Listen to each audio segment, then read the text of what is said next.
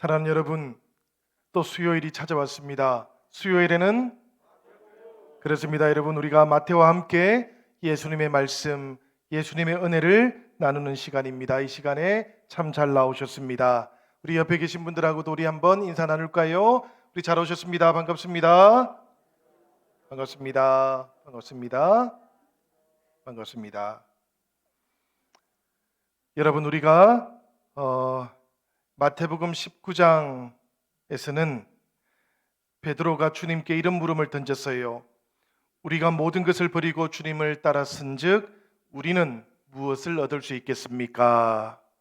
이 물음을 던졌을 때 예수님께서는 포도원 주인의 비유를 이 20장 말씀을 통해서 알려주셨습니다. 그 비유를 통해서 사실은 베드로에게 예수님께서는 먼저 된 자가 나중되고 나중된 자가 먼저 되는 것, 그것이 하나님의 질서이기도 하다라고 그렇게 알려주셨던 것이지요. 이 대답과 함께 예수님께서는 갈릴리에서의 모든 사역을 마치신 것입니다. 그리고는 예루살렘으로 올라가시게 되는데, 올라가시면서 제자들에게 자신의 사역에 대해서 다시 한번 분명하게 알려주셨어요. 오늘 우리가 봉독했던 말씀 17절부터 19절까지의 말씀을 보면 바로 그 내용이 반복해서 나오고 있습니다. 우리 17절부터 19절까지의 말씀 우리 같이 한번 읽어보도록 하겠습니다. 다 같이 읽겠습니다.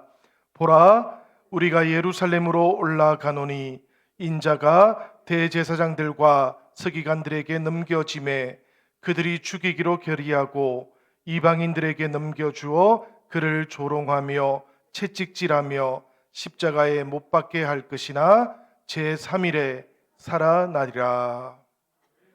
이 말씀을 보면 예수님께서 예루살렘으로 올라가시는 목적이 아주 분명하게 나오고 있는 것을 발견합니다.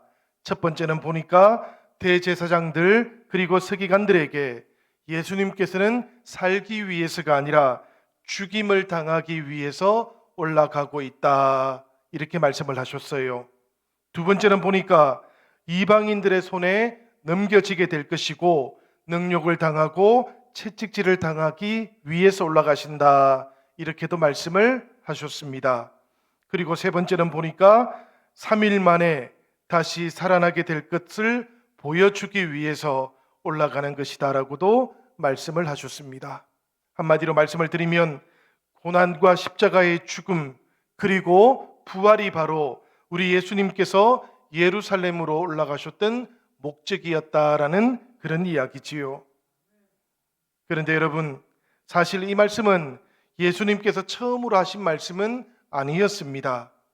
이미 마태복음을 통해서 보아도 두 번이나 똑같은 말씀을 하셨고 지금 세 번째로 이 말씀을 하고 계시는 것입니다. 처음에는 베드로가 주는 그리스도시요 살아계신 하나님의 아들이십니다라고 고백을 하니까 그 고백 후에 예수님께서는 인자의 비밀을 베드로에게 알려주셨던 것이지요.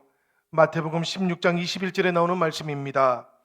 이때로부터 예수 그리스도께서 자기가 예루살렘에 올라가 장로들과 대제사장들과 서기관들에게 많은 고난을 받고 죽임을 당하고 제3일에 살아나야 할 것을 제자들에게 비로소 나타내셨다라고 그렇게 말씀하고 있지요. 이것이 첫 번째 예루살렘에서 주님께서 당하실 죽음의 비밀이었던 것입니다.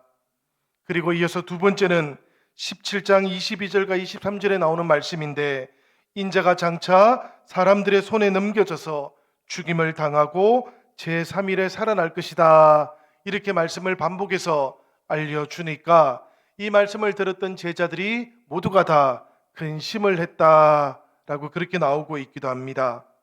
그리고 오늘 우리가 읽었던 말씀 가운데 예수님께서는 다시 한번 세 번째로 같은 말씀을 해주셨던 것입니다. 이 세 번의 말씀, 이 말씀들을 통해서 우리가 분명하게 확인하는 것이 하나 있습니다. 바로 예수님께서 세상에 오셨던 이유, 그것을 우리가 듣게 되는 것이지요. 여러분, 예수님께서 이 세상에 오셨던 이유는 무엇입니까? 살기, 위해서 오셨던 것입니까? 아니면 죽기 위해서 오셨던 것입니까? 1차적으로 우리가 이 말씀을 통해서 살펴보면 아주 분명하게도 예수님께서는 죽기 위해서 이 땅으로 오셨다라는 것을 우리가 알게 됩니다. 사실은 참으로 역설적인 이야기이기도 한 것이지요. 세상 사람들은 모두가 다 살기 위해서 애를 쓰지 않습니까? 노력을 하고 있지 않습니까? 그런데 예수님께서는 오히려 죽기 위해서 오셨다고, 그리고 언제 죽어야 할 것인지도 알고 있다라고 그렇게 말씀하고 계시는 것입니다. 여러분, 우리가 한번 생각을 해보십시다. 예수님의 갈릴리에서의 사역들은 어떠했습니까? 그 예수님의 갈릴리 사역은 얼마나 빛이 났습니까? 그야말로 그 인기가 하늘을 찌를 정도이기도 했던 것이지요. 치유받은 사람들, 죽은 자가 일어나는 사건들, 요동치던 바다가 예수님 앞에서는 잠잠해지고 반석처럼 변했던 그런 역사들이 이 갈릴리 사역에서 계속해서 나타나고 있었고, 예수님은 바로 그런 현실 가운데 계셨던 것입니다. 그런데 여러분, 그럼에도 불구하고 그런 현실들이 예수님을 사로잡지는 못했어요. 예수님께서는 그런 인기에 마음이 흔들리지도 않으셨다라는 그런 이야기입니다. 왜 그런가 하면 예수님께서는 이 땅으로 오셨던 자신의 목적을 아주 분명하게 알고 계셨기 때문입니다. 그래서 때가 되었을 때 주님께서는 참으로 흔들림 없이 예루살렘으로 올라가셨던 것이지요. 오늘 이 예수님의 모습을 우리가 생각하고 또 묵상하면서 우리들도 믿음의 길을 걸어간다면 흔들림 없는 그런 믿음의 길을 함께 걸어갈 수 있으시기를 기원드립니다. 여러분, 중요한 것이 무엇이겠습니까? 죽기 위해서 오셨던 예수님, 그 예수님께서는 무엇을 위해서, 아니 어쩌면 누구를 위해서 기꺼이 죽음을 맞이하셨던 것이겠습니까? 바로 죄인들을 위해서지요. 바로 우리들을 위해서 예수님께서는 죽음을 기꺼이 맞이하셨던 것입니다. 여러분, 우리 주님께서는 바로 우리들과 같은 죄인들을 위해서 영원한 속죄를 이루기 위한 그 죽음의 길을 올라가고 계셨던 것이지요. 예수님께서는 한순간도 이것을 잊지 않으셨던 것입니다. 그래서 우리 주님은 가장 인기가 많았을 그때에, 가장 인기가 높았을 그때에 오히려 때가 이른 줄 아셨던 것입니다. 그리고는 예루살렘으로 발걸음을 옮겨놓고 계셨던 것이지요. 이 마태복음의 말씀을 살펴보니까 주님께서는 바로 이때부터, 예루살렘으로 올라가는 이때부터 더 이상 대중들을 따로 만나지도 않으셨습니다. 특별히 제자들만을 따로 챙겨야 했기 때문이었어요. 선택받은 그 사람들을 만나서 집중적으로 가르쳐야 했기 때문입니다.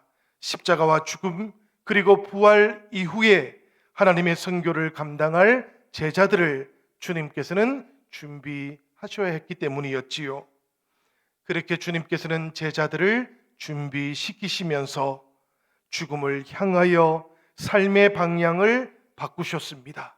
그렇게 예루살렘으로 올라가셨고 십자가를 향해 한 걸음 한 걸음 나아가고 계셨던 것이지요.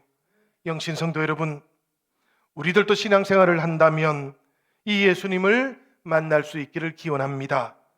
특별히 제자로 세우시고 특별한 소명을 부탁하셨던 그 예수님을 우리들도 꼭 만날 수 있기를 기원드립니다.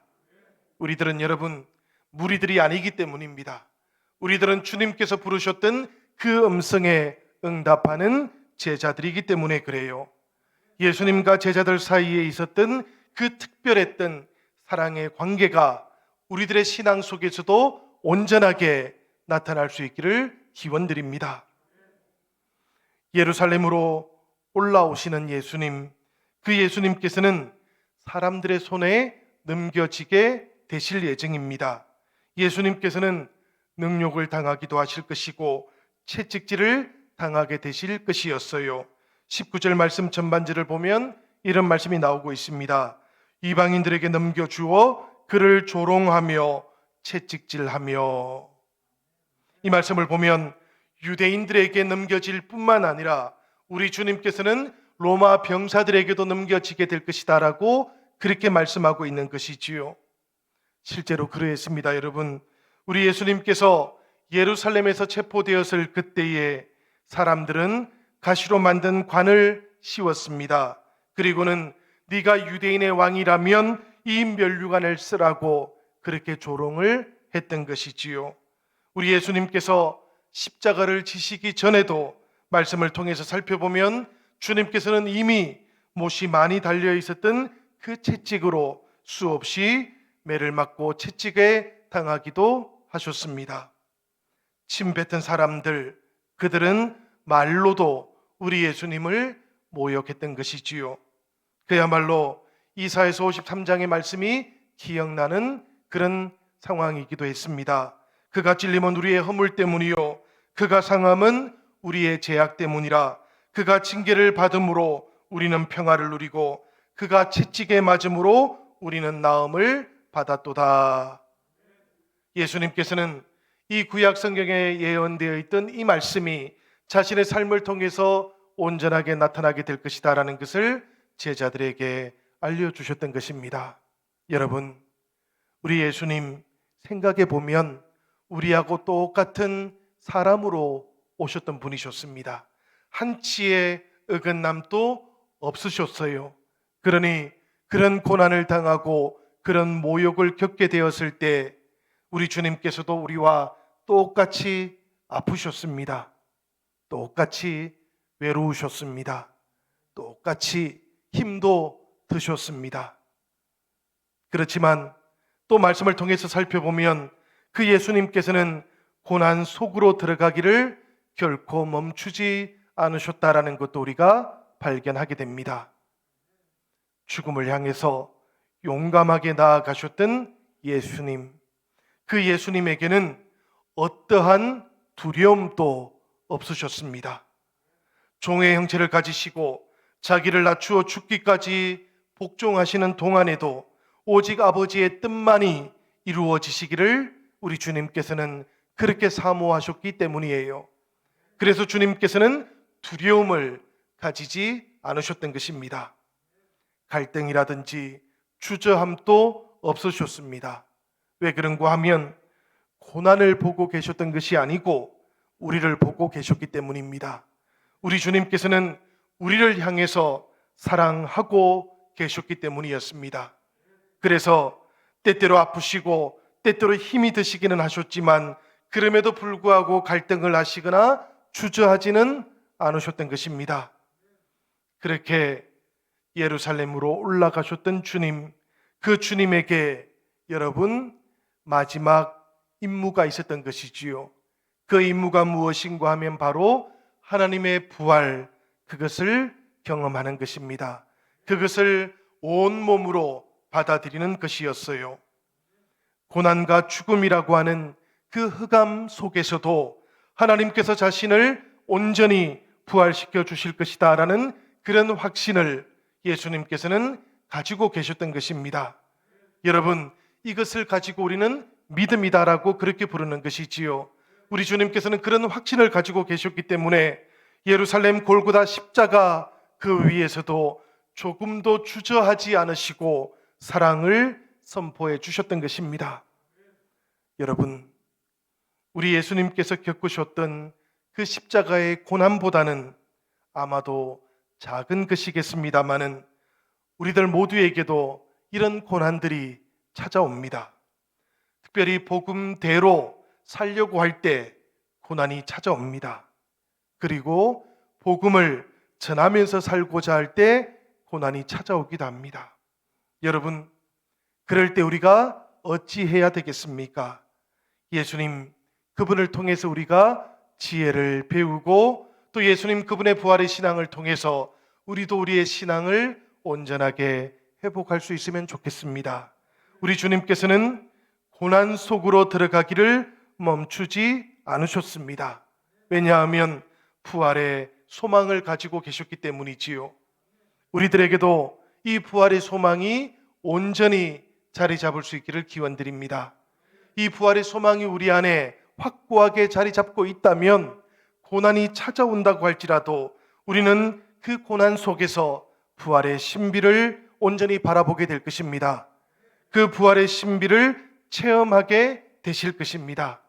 그러니 여러분, 우리가 늘 이 땅에서 살아가는 동안에도 하나님께서 우리에게 허락해 주시는 그 부활의 신비를 체험하면서 우리가 한 걸음 한 걸음 이 믿음의 길을 걸어가 보십시다. 제자들은 사실 그렇지를 못했어요. 제자들뿐만 아니라 그 제자들의 어머니였던 살로메도 그렇게 하지를 못했습니다. 20절과 21절의 말씀 우리 같이 한번 읽어보도록 하겠습니다. 우리 다 같이 읽도록 하겠습니다. 그때에 세베대의 아들의 어머니가 그 아들들을 데리고 예수께 와서 절하며 무엇을 구하니 예수께서 이르시되 무엇을 원하느냐 이르되 나의 이 두 아들을 주의 나라에서 하나는 주의 우편에 하나는 주의 좌편에 앉게 명하소서. 이 말씀 속에 나오는 세베대의 아들들, 그들이 누구인지를 우리는 잘 알고 있습니다. 바로 예수님의 제자들 가운데 가장 중심이 되었던 제자들 가운데 두 사람인 것이지요. 바로 야고보와 요한을 가리키는 것입니다. 이 야고보와 요한은 베드로와 더불어서 예수님의 가장 핵심적인 제자들이기도 했어요. 그리고 이 야고보와 요한의 어머니는 또 누구입니까, 여러분? 이 어머니는 예수님의 어머니였던 마리아와 자매지간이라고 알려져 있습니다. 살로메가 바로 이 야고보와 요한의 어머니였던 것이지요. 그러니까 야고보와 요한은 촌수로 따져 본다면 예수님께는 외사촌 지간이 되는 것이었습니다. 지금 예수님께서 예루살렘으로 올라간다 하시니까 이 야고보와 요한의 어머니가 예수님을 찾아와서는 그야말로 인사청탁을 했던 것이지요. 마가복음 10장 35절 이하의 말씀을 찾아보면 야고보와 요한이 예수님께 동일한 요청을 하고 있다라는 것도 우리가 발견하게 됩니다. 그러니까 야고보와 요한 또 역시 어머니와 함께 동행했을 뿐만 아니라 그 요청에 공감하고 있었다라는 그런 이야기지요. 본래 이 야고보와 요한, 그들은 베드로와 함께 예수님의 제자들 가운데에서 수위를 다투던 제자들이었습니다. 그런데 여러분, 지금 베드로가 예수님께 조금 책망을 들은 것 아닙니까? 19장의 말씀을 기억해 보면 물음을 던지고 난 다음에 예수님께서 베드로에게 먼저 된 자가 나중되고 나중된 자가 먼저 되게 될 것이다 라는 그 질책을 받게 되었던 것이지요. 그것을 옆에서 지켜보고 있던 야고보와 요한이 다시 예수님께 나아왔던 것입니다. 이번에는 자신들이 예수님의 제자들 가운데 수위가 되어야 되겠다라고 그렇게 생각을 했던 것이지요. 게다가 이런 문제도 있었습니다. 야고보와 요한 그리고 어머니뿐만 아니라 사실은 예수님의 제자들 가운데 또 다른 10명도 표현은 하지 않았지만 이런 생각들을 똑같이 하고 있었다라는 그런 이야기예요. 24절의 말씀을 보면 이런 말씀이 나오고 있습니다. 열 제자가 듣고 그 두 형제에 대하여 분이 여기거늘, 이렇게 분하게 여긴다라는 이 말씀을 보니까 아하, 야고보와 요한 이 두 제자가 예수님의 말씀을 잘못 알아들었기 때문에 화를 내는 것은 아니었다라는 것을 우리가 깨닫게 돼요. 분하게 여겼던 이유는 따로 있었다라는 이야기입니다. 그 내용이 무엇인가 하면 자신들을 제쳐놓고 첫째 자리를 이 야고보와 요한이 차지하려고 했던 것이구나라는 것을 열 제자가 깨달았던 것이지요. 자신들도 사실은 그렇게 해보고 싶었던 겁니다. 그런데 용기가 없기도 했고 또 어찌 생각하면 조금 창피하게 그렇게 생각하기도 했을 거예요. 그런데 그래서 순서를 조금 놓치고 있던 찰나에 이 야고보와 요한이 어머니를 데리고 가서 그렇게 청탁을 했다는 이야기입니다. 그러니까 화가 났던 것이지요. 분이 솟아났던 이야기입니다. 여러분, 때때로 우리들은 하나님 앞에서 침묵할 때가 있습니다. 그런데 침묵하고 있다라는 것, 그것이 곧 하나님 앞에서 거룩하다라는 그런 뜻은 아니지요. 여전히 마음속으로 세속적인 그런 욕심들을 가지고 있다면, 벗어나지 못하고 있다면, 그래서 분하게 여기기도 하고 화를 내고 있기도 하다면 사실은 차이가 별로 없는 겁니다. 이 야고보와 요한의 모습을 우리가 오늘 말씀을 통해서 살펴보면서 사랑하는 여러분, 우리는 하나님 앞에서 그렇게 되지 않기를 기원드립니다. 큰 자가 되기 원하는 자는 섬기는 자가 되시기를 바랍니다. 첫째가 되기를 원하시는 분들께서는 종이 되어야 한다라는 그 예수님의 말씀을 더욱더 깊이 마음에 새길 수 있으시기를 부탁드립니다. 야고보와 요한, 그 어머니의 부탁을 들으셨던 예수님께서 어떤 반응을 보였겠습니까? 22절의 말씀을 보니까 예수님께서는 이렇게 대답을 하셨다 그래요. 너희는 너희가 구하는 것을 알지 못하는도다. 내가 마시려는 잔을 너희가 마실 수 있느냐. 사실은 여러분, 예수님께서는 아주 엄중한 무게감을 싣고 이렇게 물었던 걸 겁니다. 그런데 이 말씀을 들었던 야고보와 요한은 그 뜻을 깊이 생각하지를 못했습니다. 고난의 잔을 너희가 마실 수 있겠느냐라는 예수님의 이 물음에 대해서 야고보와 요한은 그럴 수 있습니다, 이렇게 대답을 해버렸던 것이지요. 사실 눈앞에 놓여 있었던 첫째가 되는 그 자리를 확보할 수만 있다면 야고보와 요한은 마음속으로는 우리도 주님의 그 잔 마실 수 있습니다라고 그렇게 생각했을 수도 있습니다. 그런데 또 생각해 보면 여러분, 우리 주님께서 십자가에서 마셨던 그 고난의 잔은 누구도 마실 수 없던 잔이기도 했지 않습니까? 그러니 이 야고보와 요한의 대답은 참으로 대담한 그런 대답이기도 했던 겁니다.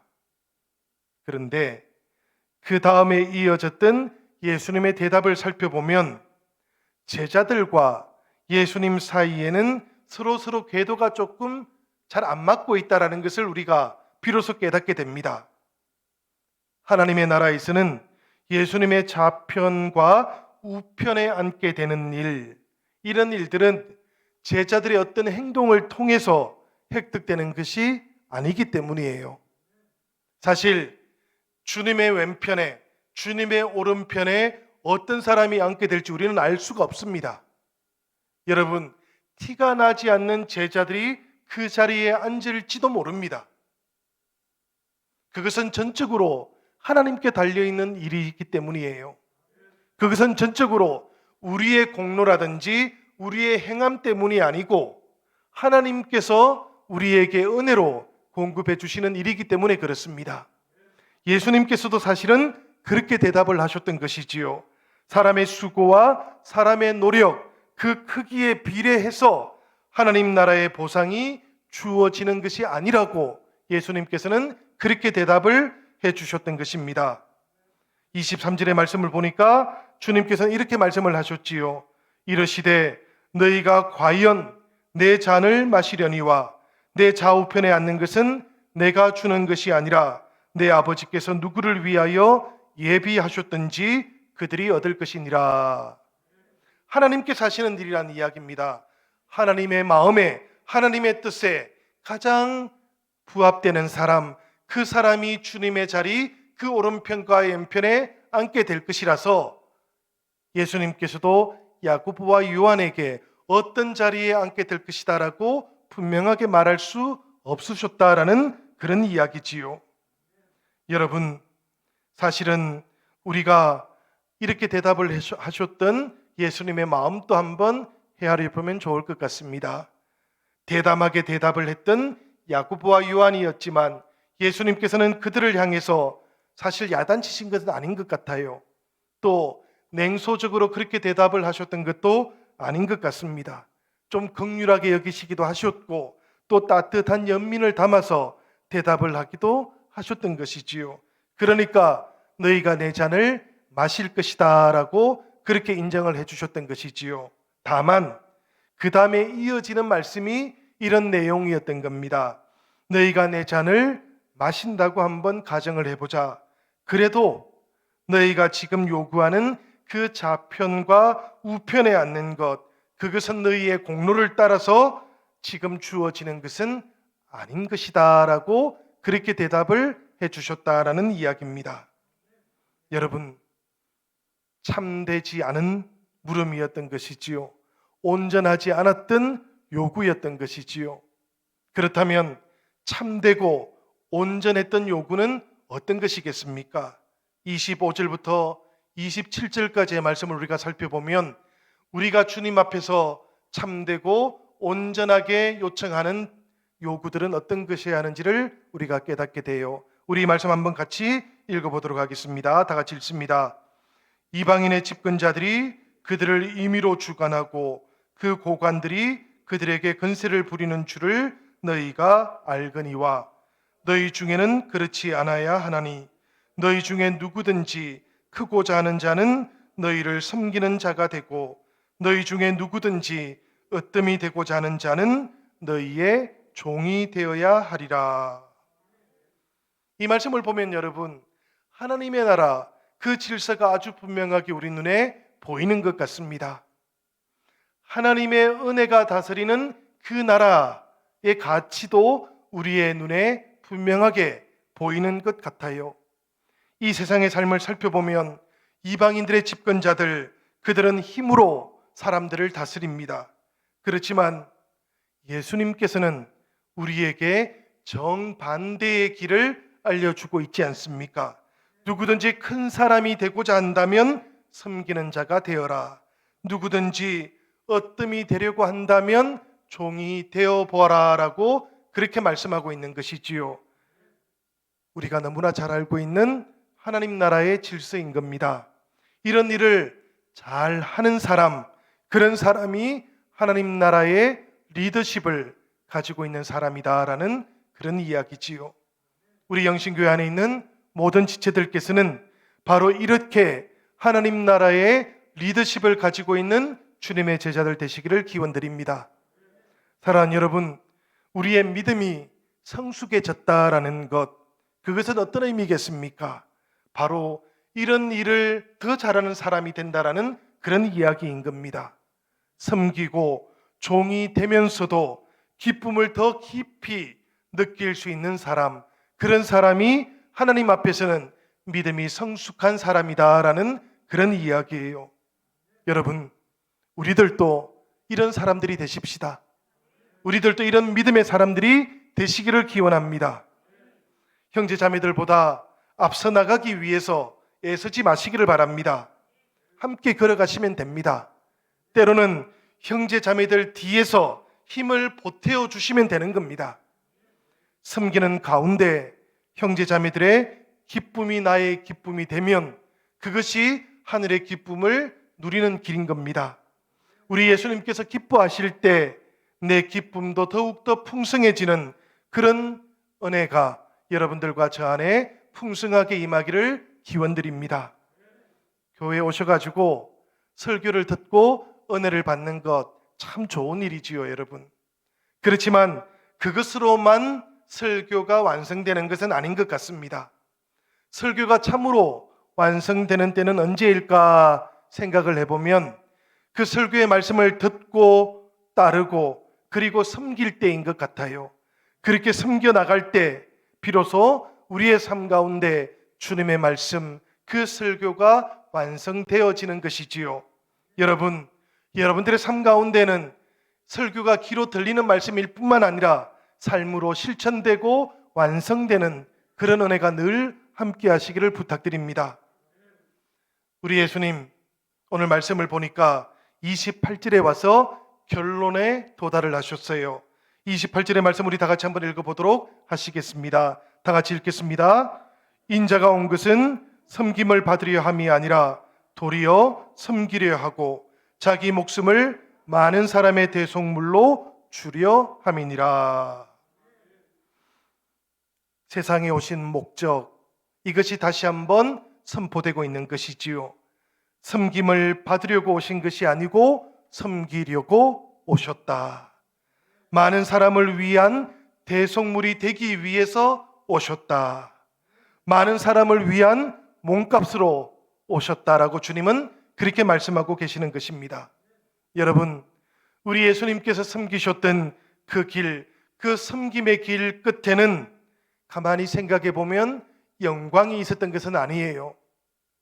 1차적으로는 죽음이 먼저 있었다라는 것을 우리가 깨닫게 됩니다. 무슨 이야기이겠습니까, 여러분? 우리들도 섬기고 난 다음에 금방 영광을 받을 것이다, 이렇게 기대해서는 아니 되겠다라는 그런 이야기입니다. 물론 성도들에게는 부활이 있습니다. 성도들에게는 영광도 당연히 있는 겁니다.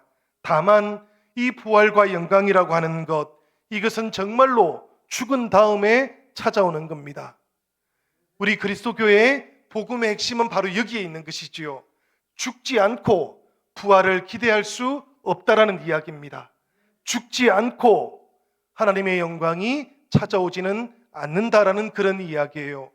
우리가 주님의 뒤를 따른다면 내 자아가 십자가와 함께 죽어야 된다라는 그런 이야기입니다. 이것이 여러분 때때로 따르기 어려운 것이 사실입니다. 그러나 그럼에도 불구하고 우리 주님께서 우리에게 알려주셨던 그 부활의 길, 그 영광의 길은 내 자아가 주님과 함께 십자가에 죽을 때 비로소 시작된다라는 것, 기쁨이 그렇게 찾아오게 된다라는 것도 아주 분명한 사실인 것이지요. 오늘 예수님께서 우리에게 알려주셨던 이 길을 우리가 꼭 기억할 수 있으시기를 부탁드립니다. 죽음을 피하는 사람들에게는 부활이 찾아오지 않습니다. 죽음을 회피하는 사람들에게는 영광도 찾아오지 않는 법입니다. 그러니 성도 여러분, 예수님께서 이 땅에 오신 목적 우리들도 잘 기억하십시다. 그리고 제자들인 우리 삶의 목표도 다시 한번 분명하게 세워갈 수 있기를 부탁드립니다. 우리가 세상에 온 것, 우리가 세상에 태어난 것, 그것이 공부를 잘하고 좋은 대학을 들어가고 남보다 더 큰 집에서 살고 더 많은 수아들을 거느리는 것, 이것이 인생의 목적인 것은 아니지 않습니까? 내가 공부하는 목적, 내가 직장을 가지는 목적, 생각해 보면 모두가 다 잘 섬기기 위한 것입니다. 잘 섬겨서 복음이 온전하게 나타나고 복음의 능력을 우리가 증언하는 것, 거기에 우리 인생의 목적이 있는 것이지요. 예수님께서 무리들을 만나지 않고 대중들을 만나지 않고 제자들만 따로 불러서 복음을 가르쳤던 이유도 바로 여기에 있는 것입니다. 그러니 여러분, 이제 우리들도 주님께서 우리에게 알려주셨던 이 복음의 목적을 우리의 마음속에 잘 새겨보시기를 부탁드립니다. 그렇게 우리의 가정에서 놀라운 복음의 역사가 나타나면 참으로 좋겠습니다. 그렇게 우리의 일터들에서 우리가 권위적인 태도도 내려놓으시고 보이지 않고 알아주지 않아도 우리가 먼저 잘 섬겨나가는 그런 역사도 나타나면 좋겠습니다. 그럴 때 여러분, 우리의 모습은 감추어지고 그리스도의 모습이 아름답게 나타나기 때문이에요. 우리 구역교회 안에도 마찬가지입니다. 우리 영신 이 신앙 공동체 안에서도 똑같습니다. 우리가 그렇게 섬길 때 성도들이 온전히 하나님 앞에 영광을 나타낼 수 있는 겁니다. 여러분, 이해하고 나서 섬기려고 하면 그건 대단히 어려운 일이지요. 때로는 불가능하기도 합니다. 그렇지만 섬기고 나서 보면 구역 식구들이 또 우리 교회의 지체들이 훨씬 더 잘 받아들여지기도 합니다. 이해되지 않았던 것들 섬기고 나면 더 이해가 잘 되기도 합니다. 여러분, 그렇게 우리가 더 많이 사랑하십시다. 더 많이 섬기십시다. 그렇게 많은 사람들의 몸값으로 오셨던 그 예수님을 우리가 더욱더 풍성하게 받아들이고 그 주님의 영광을 온전하게 나타내어 보십시다. 그렇게 살아가면서 우리들 모두가 은혜 안에서 우리 영신교회와 모든 성도들의 가정가정마다 주님의 역사를 나타내는 그런 은혜가 있기를 우리 주님의 이름으로 간절히 축원드립니다.